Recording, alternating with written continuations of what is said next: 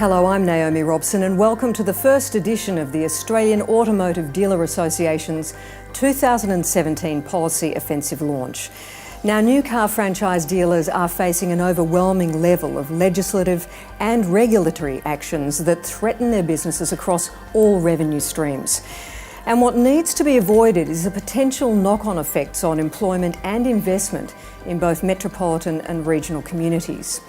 So to outline what the AADA management team is doing to safeguard the interests of all dealers, I'm joined by Terry Keating, Chairman of the AADA, and the CEO, David Blackhall. And welcome to you both. Now, firstly, Terry, how serious is the situation that dealers are facing? Look, it's really serious. As you've outlined, we are facing a raft of changes, legislative and regulatory, from people like ASIC, the ACCC, from the Treasury, from the Department of Attorney General. And all of these will have an impact on our business. And what we're concerned about is that some of the policies we believe are not well thought out, and they will have negative impacts and unintended consequences. And we see it as our responsibility to avoid that where we can. What are the issues that dealers need to be aware of? We have over 25 live policy issues that need our attention simultaneously. What we've done is carved out the 6 or 7 I call the vital few that are causing us the most angst. The vital issues are the ASIC attack on dealer finance income, the government's plan to allow private parallel imports, the ACCC attack on dealer workshop intellectual property, an ongoing consumer law review, the ASIC and ACCC attack on dealer insurance income, the Attorney General's review of high-value dealer compliance, and not to mention the counterfeit parts import issue. Well, as you can see, there's a lot going on. The fact is we just can't work on everything. We are strapped for resources. What we need to do is secure the resources to hire high calibre, quality people to build our team. Now, to do that takes money.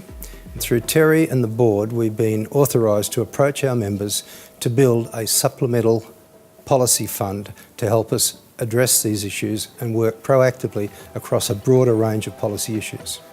What would your first move be then?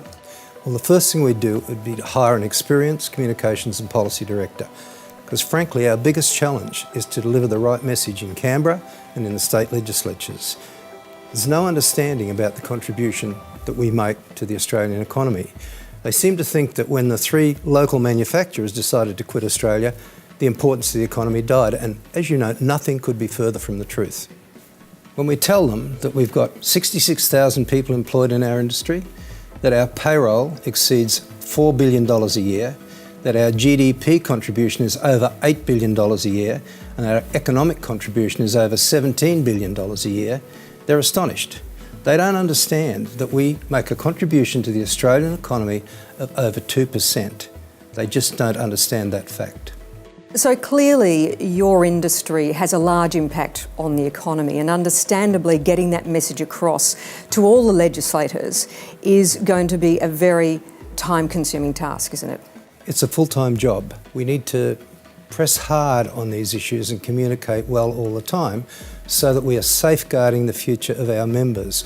These are important issues and we're in the most competitive market in the world. So we've got to take this message forward, we've got to be proactive on it, we've got to have the resources and the wherewithal to support that messaging. And that all makes sense. And Terry, I know that you have one last message for your members, don't you? Yes, I do. This is not just about the money, although obviously we need it to be the most effective we can be, but there's also a role that our members can play within their own local communities, suburbs, cities, wherever they might live. We would like them to talk to the media and to their local members and have those people understand the role they play in their community, the role they play in the investment they make, the role they play in the employment that they create, and the role that they play in supporting worthwhile causes in their community. And you're going to continue to update your members, aren't you? Yes, we are. We can supply bulletins, newsletters, graphic material, and they can contact our office if they need any other help to get the message out there. Okay, thank you, gentlemen. Well, that's it for this 2017 Policy Offensive launch. But before we go, David, what is it that you say? What's your catchphrase? Good luck and good selling. Absolutely. And thank you for watching.